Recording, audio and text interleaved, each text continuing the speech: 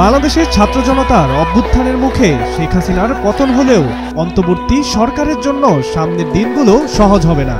বিশ্লেষকরা বলছেন, নতুন যে সরকার গঠিত হবে তাকে বড় চ্যালেঞ্জের মুখোমুখি হতে হবে।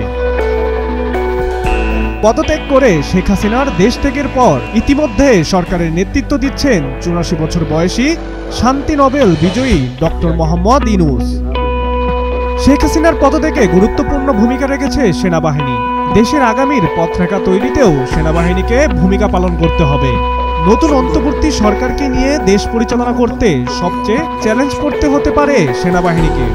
তাই নতুন এই সরকারকে সাথে সমন্বয় রেখে দেশের পরিস্থিতি স্বাভাবিক রেখে দেশ পরিচালনার বিষয়টি খুব একটা সহজ হবে না সেনাবাহিনীর জন্য। সরকারি চাকরিতে কোটা সংস্কারের দাবিতে আন্দোলনের সূত্রপাত হলেও সরকারের শেষ সময়ে এসে সামরিক বাহিনীর সরকারের ভাগ্য নির্ধারণ করে দেয়। তারপর যে বিষয়টি বিবেচনা রাখতে হবে, বিক্ষোভকারী ও আইনশৃঙ্খলা বাহিনীর মধ্যে কয়েক সপ্তাহে সংঘর্ষে ৪০০ জনের বেশি মানুষ নিহত হয়েছে। শেখ হাসিনা দেশ ত্যাগ করার পর তার সহযোগীরা জনগণের মুখে পড়েছেন।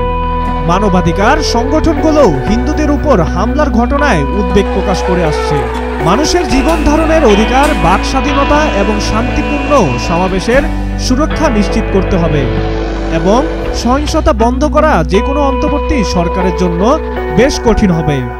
তাই দেশের জন্য গণতন্ত্র আইন জারি সহ তা বাস্তবায়নে বেশ মনোযোগ দিতে হবে। অর্থনীতি দিক দিয়ে ২০০৯ সাল থেকে বাংলাদেশের বার্ষিক প্রবৃদ্ধি ৬% বেশি ছিল।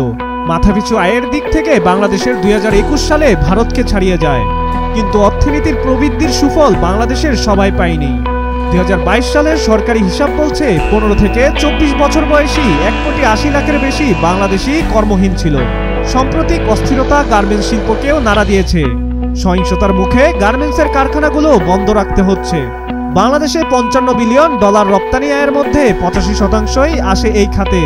লিভাইস, জারা এবং H&M সহ বহু শীর্ষ স্থানীয় ব্র্যান্ড বাংলাদেশ থেকে পোশাক আমদানি করে। পোশাকের রপ্তানিতে চীনের পরেই বাংলাদেশের অবস্থান। যুক্তরাষ্ট্রের পোশাক প্রস্তুতকারক হুলা গ্লোবাল জানিয়েছে তারা ইতিমধ্যে তাদের কিছু উৎপাদন সরিয়ে নিয়েছে, যা দেশের অর্থনীতির দিক দিয়ে নতুন এক চ্যালেঞ্জ। তাই অর্থনীতির চাকা ঠিক রাখতে তাদের এই দিকগুলো বিবেচনা করতে হবে। এখন মানুষের সবচেয়ে চিন্তার বিষয় নির্বাচন নিয়ে, যা গত জানুয়ারি মাসে শেখ হাসিনা আওয়ামী লীগ যে নির্বাচন জয়লাভ করে সেই নির্বাচনে বিশ্বাসযোগ্য কোনো বিরোধী দল ছিল না।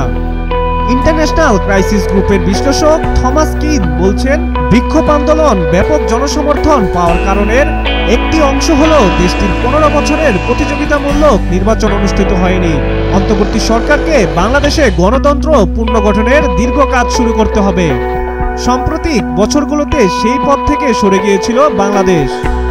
এখন অন্তর্বর্তী সরকার কতদিন ক্ষমতায় থাকতে পারে, কখন নির্বাচন হতে পারে এবং কারা প্রতিদ্বন্দ্বিতা করতে পারে তা এখনো নিশ্চিত নয়, যা অন্তর্বর্তী সরকারের জন্য সামনে অনেক বড় চ্যালেঞ্জ।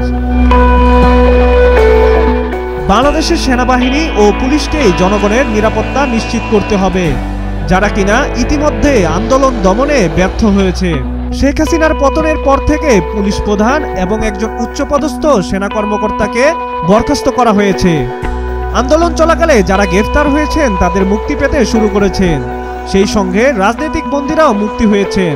অনেক বিক্ষোভকারী শেখ হাসিনার বিচার দাবি করেছেন এবং শেখ হাসিনার মিত্রদের বিচারের মুখোমুখি করা হবে বলে দাবি করেন। তাই দেশের অন্তর্বর্তী সরকারের সামনে এই সকল চ্যালেঞ্জগুলোকে বেশ কঠোরভাবে সকলকে মোকাবেলা করতে হবে। সাব্বির হাসান, মাছরাঙ্গা টেলিভিশন।